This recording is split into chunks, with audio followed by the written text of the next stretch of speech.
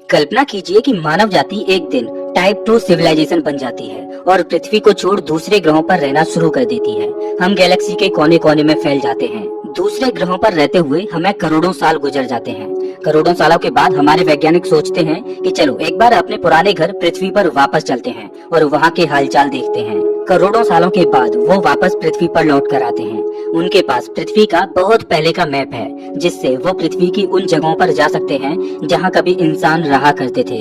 लेकिन जब वो पृथ्वी पर आ जाते हैं और अपनी स्पेसशिप से पृथ्वी को देखते हैं तो वो भौंचक्के रह जाते हैं, क्योंकि उन्हें लगता है कि कहीं वो रास्ता भटककर किसी दूसरे प्लैनेट पर तो नहीं पहुंच गए। वो एक बार फिर से कंप्यूटर में चेक करते हैं कि वो गैलेक्सी में इस समय कौन सी जगह पर हैं, कहीं वो भटक तो नहीं गए। लेकिन वो देखते हैं कि नहीं, वो तो सही जगह पर हैं।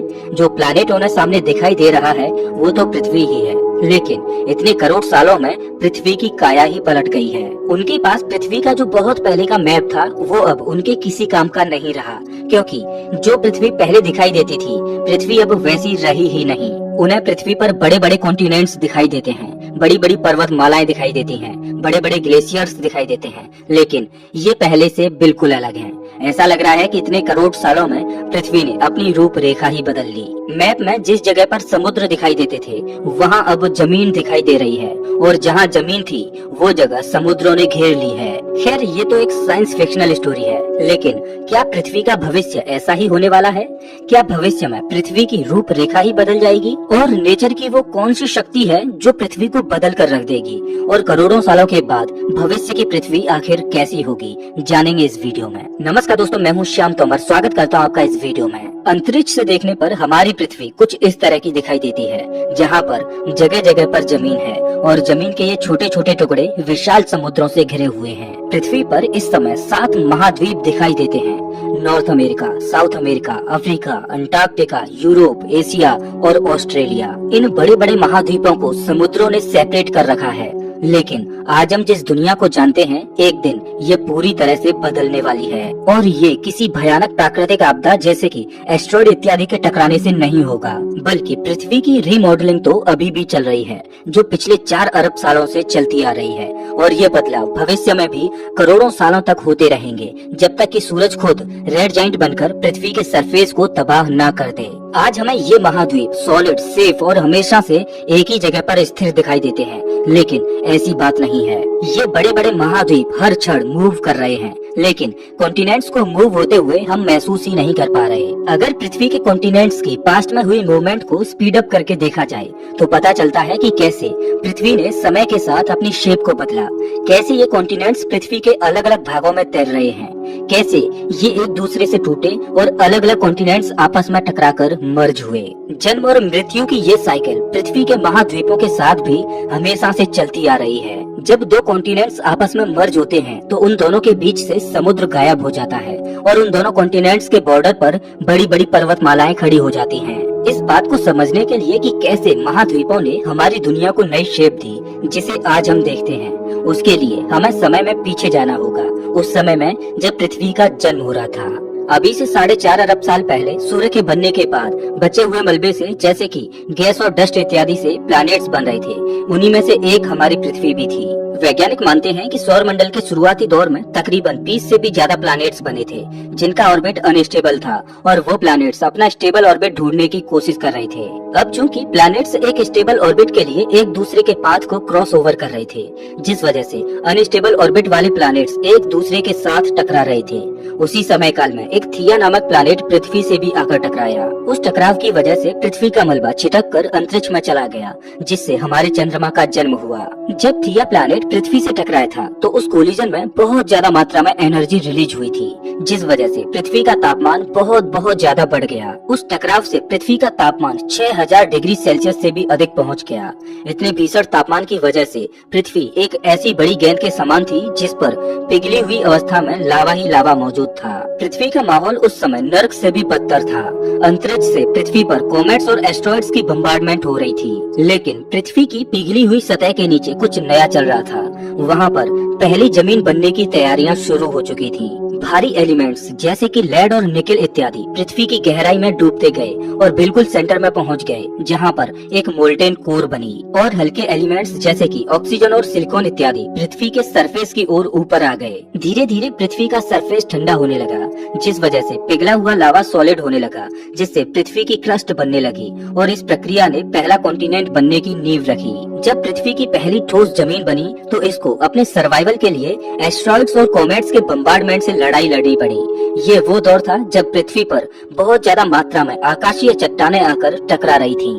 एस्ट्रॉइड्स के इस बम्बार्डमेंट ने पृथ्वी की क्रस्ट को बनने के साथ ही तबाह कर दिया। जब पृथ्वी पर एस्ट्रॉइड्स की बम्बार्डमेंट कम हो गई, तब जाके पृथ्वी के सरफेस को ठंडा होने का मौका मिला और इसकी एक सॉलिड क्रस्ट बनी। लेकिन पृथ्वी पर अभी भी एक बहुत बड़ी चीज मिसिंग थी, वो थे समुद्र। पृथ्वी पर पानी कहाँ से आया, इसके बारे में वैज्ञानिकों के अलग अलग मत हैं और वैज्ञानिक पृथ्वी के पानी को लेकर अलग अलग थ्योरीज भी देते हैं। लेकिन एक थ्योरी जो सबसे ज्यादा सटीक लगती है वो है कॉमेट्स और मीटियोरॉइड्स की। वैज्ञानिक मानते हैं कि पृथ्वी पर पानी अंतरिक्ष से ही कॉमेट्स और मीटियोरॉइड्स के साथ आया। जो कॉमेट्स पृथ्वी से टकराते थे वो अपने साथ पानी भी लेकर आते थे, जिससे पृथ्वी पर सागर बने, जिन्होंने कॉन्टिनेंट्स को चारों ओर से घेर लिया। उस समय पृथ्वी पर आज की तरह 7 कॉन्टिनेंट्स नहीं थे, बल्कि जगह जगह पर छोटे छोटे टापू जैसे पैचेज बने थे। लेकिन पृथ्वी के अंदर बहुत ज्यादा भारी मात्रा में ऊर्जा भरी पड़ी थी, जिस वजह से धरती के टुकड़े आपस में मिलने लगे और एक दूसरे से जुड़ते गए और जमीन का आकार बड़ा होता गया।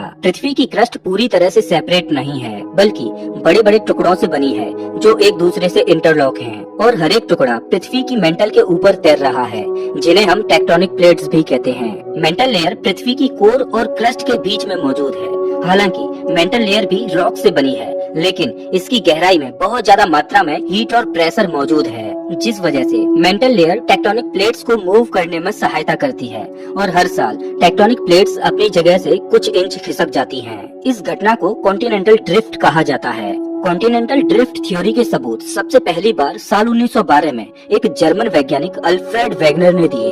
उन्होंने नोटिस किया कि 2 अलग अलग कॉन्टिनेंट्स पर समुद्र में इस पार मौजूद फॉसिल समुद्र के उस पार मौजूद फॉसिल से बिल्कुल आइडेंटिकल थे। अब 2 अलग अलग कॉन्टिनेंट्स के बॉर्डर पर जिनके बीच विशाल समुद्र मौजूद है, उन पर बिल्कुल सेम तरह के फॉसिल्स का मिलना ये दर्शाता है कि कभी ये दोनों कॉन्टिनेंट्स आपस में इस जगह पर जुड़े हुए थे। बाद में वैज्ञानिकों ने अलग अलग कॉन्टिनेंट्स पर फॉसिल्स को खोजा और उनका मैच किया कि कौन सा फॉसिल किस कॉन्टिनेंट के फॉसिल के साथ समानता दिखाता है। उसके आधार पर वैज्ञानिक पास्ट की कड़ियों को जोड़ते गए और एक मैप बनाते गए, जिसमें वे उन कॉन्टिनेंट्स को आपस में जोड़ते गए जिनके फॉसिल्स आपस में समान थे।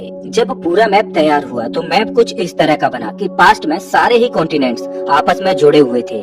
वैज्ञानिकों ने उस समय ये तो पता लगा लिया कि कॉन्टिनेंट्स मूव कर रहे हैं, लेकिन अभी भी उनको ये नहीं पता था कि वो कौन सी पावर है जो कॉन्टिनेंट्स को मूव करवा रही है, और साल 1960 के दौर तक ये गुत्थी अनसुलझी ही रही। बाद में वैज्ञानिकों को पता चला कि पृथ्वी की कोर का तापमान बहुत बहुत ज्यादा है, इतना ज्यादा जितना कि सूर्य की ऊपरी सतह का है। जब पृथ्वी बनी थी तब इस पर बहुत ज्यादा मात्रा में एस्ट्रॉइड्स टकराए थे और थिया प्लैनेट टकराया था, जिस वजह से पैदा हुई हीट आज भी पृथ्वी की कोर में कैद है। और बाकी की हीट पृथ्वी की कोर में मौजूद हैवी एलिमेंट्स के रेडियो एक्टिव डिके से पैदा होती है। हीट पृथ्वी की कोर से बाहर निकलना चाहती है, जो इसके ऊपर मौजूद अगली लेयर मेंटल में कन्वेक्शन करंट पैदा कर देती है। कन्वेक्शन करंट एक तरह से फ्लूइड का सर्कुलर मोशन होता है। जैसे गर्म हवा ऊपर की ओर जाती है और ऊपर पहुंचकर वो हवा ठंडी हो जाती है और ठंडी होकर फिर से नीचे आ जाती है। नीचे आकर ठंडी हवा फिर से गर्म हो जाती है और ऊपर उठने लगती है। ऊपर जाकर फिर से गर्म हवा ठंडी होकर नीचे आती है और ये साइकिल निरंतर चलती रहती है। इसी को कन्वेक्शन करंट कहा जाता है। कुछ इसी तरह से पृथ्वी की मेंटल लेयर में भी कन्वेक्शन करंट पैदा होते हैं। कन्वेक्शन करंट की वजह से लावा पृथ्वी की प्लेट्स के क्रैक से बाहर निकलने की कोशिश करता है। जब लावा ऊपर उठकर ठंडा होता है तो वो जमकर प्लेट्स के क्रैक के बीच चिपक जाता है, जिस वजह से प्लेट्स का क्रैक भरता जाता है। लेकिन नीचे से उठ रहा गर्म लावा बाहर निकलने की फिराक में रहता है। लेकिन पहले निकला लावा जो ठंडा होकर क्रैक के मुहाने को छोटा कर देता है, वहाँ पर प्रेशर बढ़ने लगता है, तो वो प्रेशर इतना ज्यादा होता है कि दोनों प्लेट्स को ही एक दूसरे से दूर धकेल देता है। अब ये प्रक्रिया लगातार चलती रहती है, जिस वजह से 2 प्लेट्स आपस में टूटकर एक दूसरे से दूर जाती रहती हैं। ये प्रक्रिया आज भी लगातार चल रही है और ज्यादातर नए रॉक्स का बनना समुद्र की गहराई में जारी है। दो प्लेट्स के मध्य मौजूद इस क्रैक को कई जगहों पर देखा भी जा सकता है। आज भी पृथ्वी पर दर्जनों प्लेट्स मौजूद हैं, जिनमें कुछ एक दूसरे से दूर जा रही हैं, तो कुछ आपस में टकरा रही हैं। कोई कोई प्लेट इतनी बड़ी होती है कि उसके नीचे मौजूद हीट को बाहर निकलने के लिए प्लेट्स के बीच कोई क्रैक नजर नहीं आता, तो वो हीट उस प्लेट की क्रस्ट पर इतना प्रेशर लगाती है कि क्रस्ट को तोड़कर बाहर निकल आती है, जिसे हम ज्वालामुखी भी कहते हैं। अब इस प्रक्रिया में कुछ प्लेट्स एक दूसरे से दूर जाती हैं, तो कुछ आपस में मर्ज होती हैं। जब दो प्लेट्स आपस में मर्ज होती हैं, तो एक प्लेट नीचे खिसकती है और दूसरी प्लेट उसके ऊपर की ओर। जो प्लेट नीचे जाती है उसके रॉक्स पिघलकर लावा में बदल जाते हैं। ये प्रक्रिया लगातार चलती रहती है। उन दोनों प्लेट्स के ऊपर मौजूद कॉन्टिनेंट्स एक दूसरे के पास आते जाते हैं। उन दोनों कॉन्टिनेंट्स के बीच मौजूद समुद्र की दूरियां कम होती जाती हैं और एक समय ऐसा आता है कि दोनों कॉन्टिनेंट्स आपस में टकरा जाते हैं और एक सुपर कॉन्टिनेंट बना देते हैं। पृथ्वी के शुरुआती दौर में इस पर छोटे छोटे कॉन्टिनेंट्स बने थे, जो आपस में मर्ज होते गए और सुपर कॉन्टिनेंट में तब्दील होते गए और एक ऐसा सुपर कॉन्टिनेंट बना जिसमें सारे कॉन्टिनेंट समा गए। आज हम पास्ट में बने उस सुपर कॉन्टिनेंट को पेंजिया सुपर कॉन्टिनेंट बोलते हैं। पेंजिया सुपर कॉन्टिनेंट फिर से विभाजित हुआ और पृथ्वी ने ये शक्ल ले ली जिसे आज हम जानते हैं। वैज्ञानिक कहते हैं कि कॉन्टिनेंट्स के स्प्लिट और मर्ज होने की ये साइकिल लगातार चलती रहेगी, तो हो सकता है कि ये सारे कॉन्टिनेंट्स फिर से आपस में टकराकर मर्ज हो जाएं और फिर से पेंजिया की तरह एक बड़ा सुपर कॉन्टिनेंट बना दें। वैज्ञानिक मानते हैं कि एक समय पर ऑस्ट्रेलिया, इंडिया और अंटार्कटिका अफ्रीका के साउथ ईस्ट में जुड़े हुए थे। जब पृथ्वी पर एक ही सुपर कॉन्टिनेंट पेंजिया था, तो उस सुपर कॉन्टिनेंट पर फैली जमीन का हिस्सा इतना विशाल था कि पेंजिया सुपर कॉन्टिनेंट पृथ्वी के क्लाइमेट पर भी असर डालता था। पेंजिया सुपर कॉन्टिनेंट की दुनिया आज से बिल्कुल अलग थी।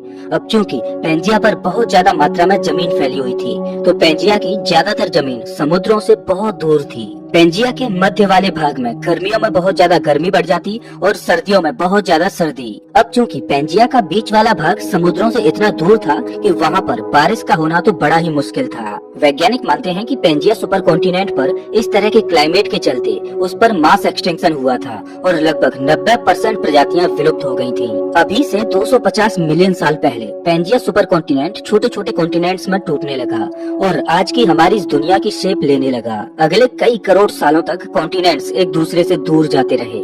साउथ अमेरिका अफ्रीका से दूर चला गया, नॉर्थ अमेरिका यूरोप से अलग चला गया, ऑस्ट्रेलिया अंटार्कटिका से अलग हो गया और भारत अफ्रीका के साउथ ईस्ट से अलग हो गया। इस घटना से पृथ्वी पर कहीं पर वैली बनने वाली थी, तो कहीं पर बड़ी बड़ी पर्वतमालाएं। जिस जगह से प्लेट्स एक दूसरे से दूर जा रही थी, वहाँ पर बड़ी बड़ी घाटियां बनी और जिस जगह पर दो प्लेट्स आकर मर्ज हो रही थी, वहाँ पर पर्वतमालाएं बनी। ऐसा इसलिए हुआ कि जब दो प्लेट्स आपस में मर्ज हुई, तो एक प्लेट दूसरी के ऊपर चढ़ गई और ऊपर उठने लगी, जिससे बड़ी बड़ी पर्वत श्रृंखलाएं खड़ी हो गईं। इस घटना से पृथ्वी पर जगह जगह पर नई नई पर्वतमालाएं खड़ी हो गई थी, जिनमें से एक हिमालय भी है। आपको बता दें कि हर साल हिमालय की ऊंचाई पहले से कुछ इंच बढ़ जाती है, क्योंकि इंडियन प्लेट हर साल 2 इंच आगे बढ़ जाती है। जिस तरह से पृथ्वी पर बड़ी बड़ी पर्वतमालाएं दिखाई देती हैं, उसी तरह जिस जगह से प्लेट से स्प्लिट हुई थी, वहाँ पर बड़ी बड़ी घाटियां दिखाई देती हैं, जैसे कि एरिजोना में grand canyon. Grand canyon 450 kilometre तक फैली हुई है, जिसकी चौड़ाई